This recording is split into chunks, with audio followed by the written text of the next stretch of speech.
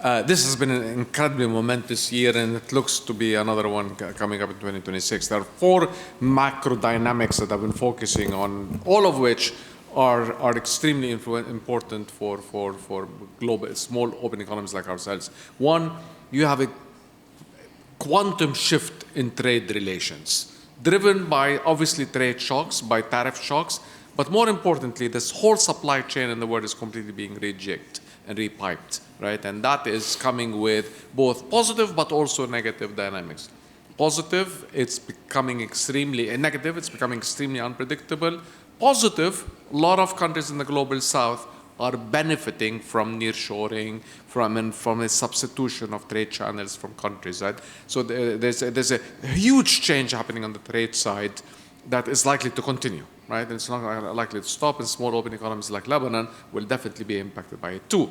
Major shifts in the financial sector, and it's being driven very short term by a significant amount of monetary easing. And the monetary easing is coming from the north, coming very much from the US, and that's driving a weakening of the dollar and a sharp rise in the price of gold and real commodities, right? And that also for countries like Lebanon that are global, like are open and small, the impact of the exchange rate changes that are happening as a result of the monetary easing in the US are having huge implications on capital flows as well. 3, very important, geopolitical risk is with us and likely to continue with us.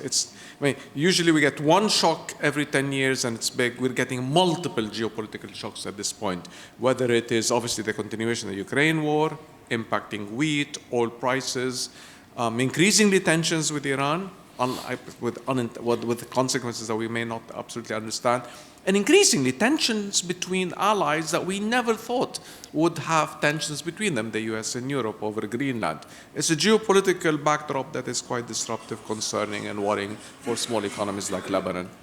And fourth, and that's the huge unknown, is what's happening in the AI world, right? Mm-hmm. The amount of investments that is being thrown into this sector are mind-bogglingly large, right? And sort of sucking resources from certain sectors, but at the same time creating opportunities in other sectors, precisely at the time when we're getting also productivity shocks that are already showing up in the labor market, right? Already we're seeing disruptions in the labor market with huge job losses in certain sectors, gains elsewhere. So these 4 things are, I think, determine the backdrop for us: trade, finance, geopolitics, and also what's happening in AI.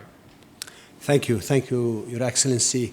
I had a different order of questioning, but because you just threw in labor productivity at the end, I want to go on straight to Bermuda. You want to tell us a little bit about, what's been going on around us, including technological changes and the implication on labor market, or at least how you're seeing that in Bermuda? It's undoubtable that AI is changing the way in which we view the world of work. The current and future world of work is evolving as we speak now. The way in which we view the world today is not the way in which the world will be seen in 5 years, and so we have to adjust for it. In Bermuda, our approach is to implement a digital economy strategy, so we're prepared for the shifts in the advancements of technology. We need to ensure that we have private sector enablement. We need to ensure that we have a government that is able to respond, a government that is efficient, a government that provides digitization and automation of services in a way in which the citizenry of the country actually expect. We need to ensure that we have the infrastructure in place for the changes in technology, but most important, we need to ensure that there is investment in human capital.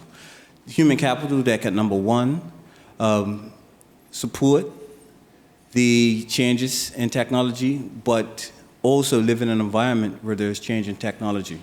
In Bermuda, we have an aging population. The rapidly aging population is going to cause us challenges because it means that as we advance in technology, we have to deal with reasonable accommodation of our aging population. We can't have advance in technology and leaving the people that we actually plan to enable with the technology behind. So we have to talk about how is integration, and part of our economic development strategy is investment in people, ensuring that we have a tax-savvy population to support the rapid advancements in AI. Okay, very good. So let me just go back to the four shocks that His Excellency Amer mentioned: trade, exchange rate, finance, geopolitics, and AI. What does that mean for UN Habitat? Well, I look at the angle of people, right? And what we also experienced last year that we cannot forget, since you asked it, 2025. So last year we saw many people, many households, many cities being affected by a series of climate events, by conflicts. So we saw fire, we saw droughts, we saw extreme heat, we saw floodings, we saw landslides, earthquakes affecting people in cities, disasters. We are losing houses, losing communities, losing whole cities. So amidst all of that, the world is experiencing a very severe housing crisis. We know already in the Global South it has been a structural issue or challenge, access to housing. So we have more than 1 billion people living in informal settlements, for example. But also this crisis is affecting countries in the Global North. So today the affordability gap has achieved historical levels according to the IMF. And people just cannot afford to buy or to rent a house or to stay in a house. And it is being affected by the mismatch between supply and demand that has, of course, very rooted in different reasons in different regions. But basically, we do have empty houses. We do have a supply that doesn't meet the demand because the demand is changing. We have demographic changes. We have migration flows. We have preferences. And at the end of the day, people don't have the capacity. The prices are really, overpassing the affordability, the capacity by far today. So this is the situation, that the context where we operate. So we have to work with member states to address the housing challenges. We have to work with member states to make sure that cities become more resilient to face the intensity and the dynamics of the climate events, and of course around the conflicts on recovery and reconstruction. So big challenges for UN Habitat. And I know it's been a challenging year for the UN systems, but I also want, before I move to country level discussion, do you see from this macro picture, do you see any silver lining or any interesting opportunities at that level? You talked about the challenge, but do you see any opportunities that are coming at us? Yeah, I do see. At the same time, looking back at 25, we had major critical gatherings that eventually haven't led to the results that everybody would expect, but we can see progress. Mm-hmm. So at the end of 25, the member states endorsed the Pact of the Future. Secretary General engaged on the Summit of the Future. And this provided some, the foundations for what happened last year. So we had a Finance for Development conference, mm-hmm. Where really we brought the international financial architecture to the center of the discussion. In our case, there was a very consistent and solid discussion around subnational finance, which is critical, right? We have been putting local action at the forefront of SDGs, at the forefront of climate action. We had a World Social Summit. We had a COP. We had Beijing plus 30. And I believe in all of that, we could see how member states remained united in some of the topics, and we came out of these events with declarations, with agreements. So in the context that we are living in, I think it's very positive. And then the UN started a reform, so the Secretary General launched UN 80. Throughout this process, I believe the UN came closer together. Is reinventing itself. And for me, this is a huge possibility for us to see what is actually the critical role of the UN within the different, fronts, peace and security, the humanitarian crisis that we face, human rights, right? But development. And development for me is the big front where we need to advance as a society in the planet, because otherwise we will be stuck and trapped by the crisis all the time. So we need to be able to see belong, and I think this reform is enabling us to be united, more coordinated, and to look for more impact, and therefore more strategic. Thank you. Thanks. Your Excellency Amer, you've been now in government for the past year and a half. Feels like that, huh? So how's Lebanon doing?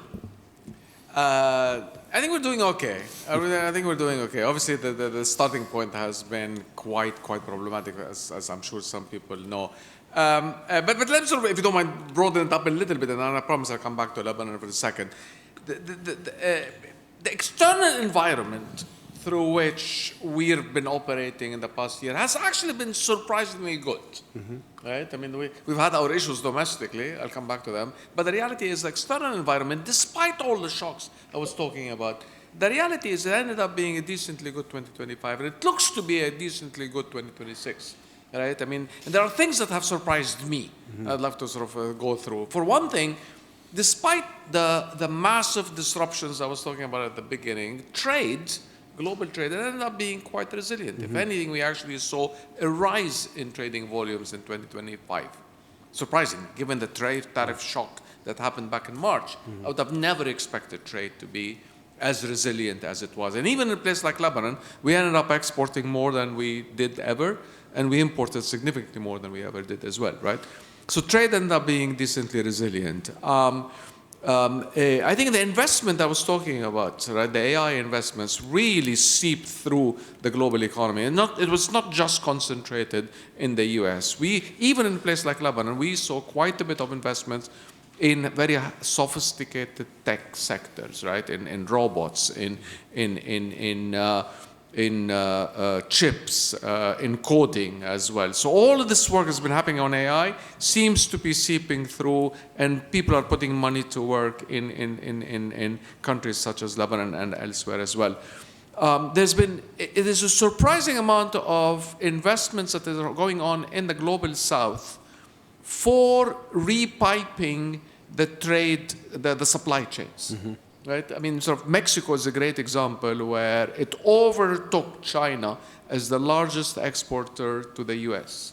Bangladesh, certainly India. What we're seeing in the Gulf as well, as trying to become the alternative, is sort of a new center, I mean, of global trade as well, right? And with that has come significant amount of investments as well. That's been good for global growth. And finally, the global easing, the weaker dollar, right? I mean, on the one hand, it can be a very scary thing, the dollar losing its value, but at the same time, it actually improves the competitiveness of every country that is pegged to the dollar, right? So for all of these reasons, I mean, right, 25 ended up being a good year for many emerging markets, including my country, right? But at the end of the day, and this is where I'm going to conclude by talking about Lebanon itself, all of this is great, and it's been very, very helpful, but the lesson I've learned the last year, Jean, is that you start by doing your homework at home, right? And the reforms that you need to do are the things that make you resilient are not being helped by the external environment or, God forbid, being hurt. What matters is what you do at home, which is why the agenda that we've been trying to do over the past year in Lebanon, right?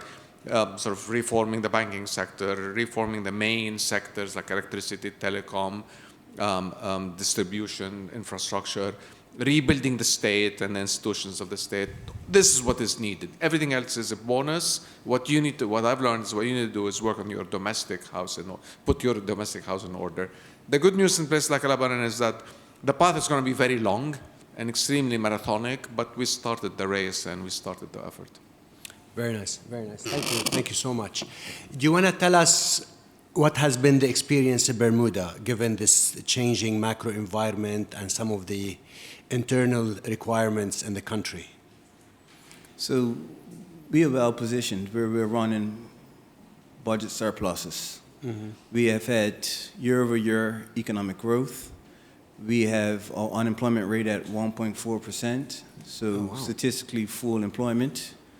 But imagine living in a country where the cost of living continues to increase beyond the capacity of the population, where housing is a realistic challenge, where we can't import workers for the services that we need to provide because we have constraints in housing. And so it's caused us to do a strategic pivot as it pertains to not just focusing on economic growth, but now inclusive economic growth. Economic growth that actually impacts the citizens, economic growth that is actually sustainable. What we've recognized is that our strategists now have to go to the core of ensuring that we have an affordable Bermuda. And so strategists that increase the capacity of housing in the country, how we put measures in place to reduce the cost of living, the global environment and the tariffs that are placed on goods entering the U.S. has a major impact on Bermuda. Bermuda imports over $1 billion of goods on an annual basis. 700 million of those goods flow through the United States. As a result of that, the tariffs do have a huge impact on Bermuda and our survival and our livelihood. And as a result of that, it's caused the government now to ensure that we put policies in place, we strengthen our regulatory environment so that we have Bermuda that our citizens can actually enjoy. And may I ask, have you felt the impact of tariffs on trade flows or on pass-through on consumers' pricing? Most definitely. Inflation has been running high in Bermuda. It has abated a bit. We have now had to work directly with wholesalers and grocery stores to work out special deals on essential items for residents so that we can ensure that the basket of goods remains affordable. The proposal of the U.S. to place tariffs on Chinese ships. We have small ports, we utilize Chinese ships. That would have had a detrimental impact on our economy. It meant that we had to take a mission to Washington, D.C. and actually lobby to ensure that they understood Bermuda's unique situation. Luckily enough, that particular proposal wasn't implemented. But it would have had a devastating effect on our economy, and so we are watching the geopolitical situation, and we respond to it as best as we can. Well, good luck. What about you and Habitat? Do you want to tell us, Your Excellency, the priorities for 2026? Where do you see things heading? What's your top priority for the organization and for the engagement with member states? Yeah, sure. Well, last year we had our assembly. We have our own UN Habitat Assembly in Nairobi, where our headquarters are, and member states 105 that were present endorsed a strategic plan where the focus is access to housing, access to land, and to basic services, including the transformation of informal settlements. So the understanding is that working on housing, we might have an impact, of course, together with the UN system and so on, have an impact on three key areas. One is poverty, and of course, the other side of the coin, we want to generate economic growth. And many countries in the past, historically, they have used housing as an engine, economic engine. So this is a critical aspect. The other one is, of course, recovery, reconstruction, and all the humanitarian crisis that we face, and the climate. Because if we look now, if we look at cities, they're growing more in territory than in population.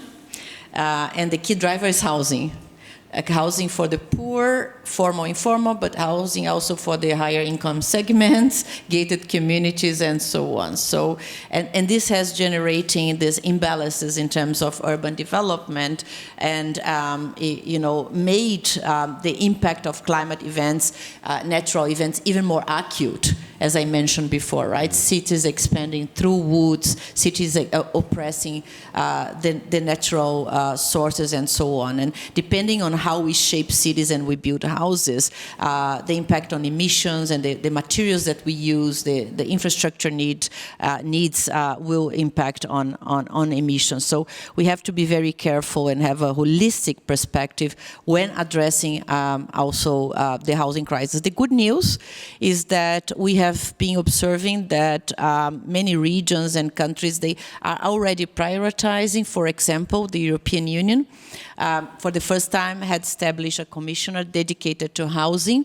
to deal with the European housing crisis, and there is a plan. The African Union has also put housing as also a critical aspect to be addressed. If I look at Africa, for example, many countries like Kenya, where we are, they have been able to leverage domestic, and coming back to the Lebanon case, and you all mentioned the domestic aspect, domestic resources, because despite all the discussions around the international financial architecture, at the end of the day, we have to leverage the domestic systems, because we cannot expect that with the international financial resources we will fund all the needs that we have in countries, and in our case specifically related to cities and housing. So there is progress, and there's more centrality, but specifically for Africa and for Southeast Asia, where in the next 20, 25 years, we're going to have almost 2 billion people coming to cities. It's really critical that we address how these people are going to live, and how the ecosystems will be prepared for that. And to what extent, maybe I'll just, one last question on this, given the financial stress you were talking about, to what extent you see you are mobilizing private sector engagement and private sector investments in Africa and other countries? Yeah. So, we are international development and official development aid has been changing, and we have to observe this landscape. And as I said, we cannot only count on that. So we really have to work at the domestic level to change systems. And market expansion is a key area. In Africa, for example, we have been liaising with the private sector, and there is interest for that, the banks, but also developers.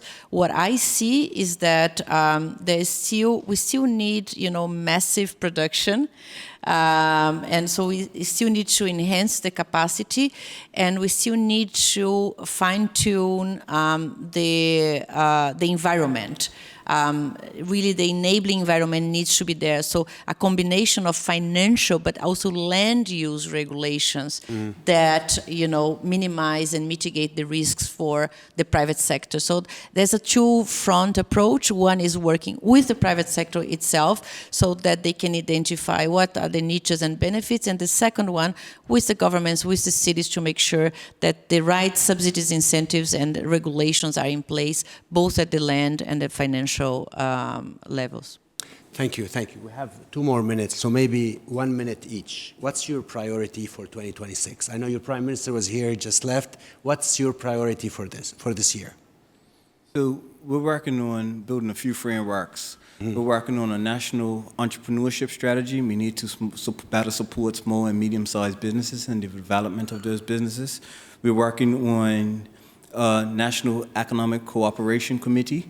The National Economic Cooperation Committee is charged with engaging in strategic economic partnerships with other jurisdictions.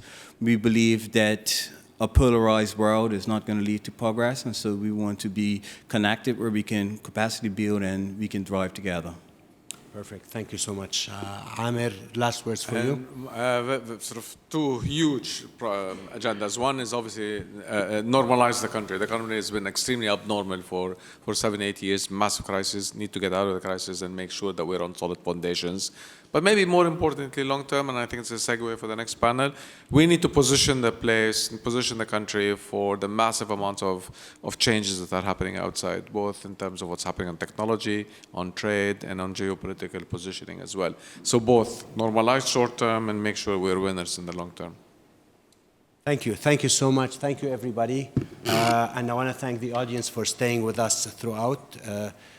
Great panel. Thank you so much.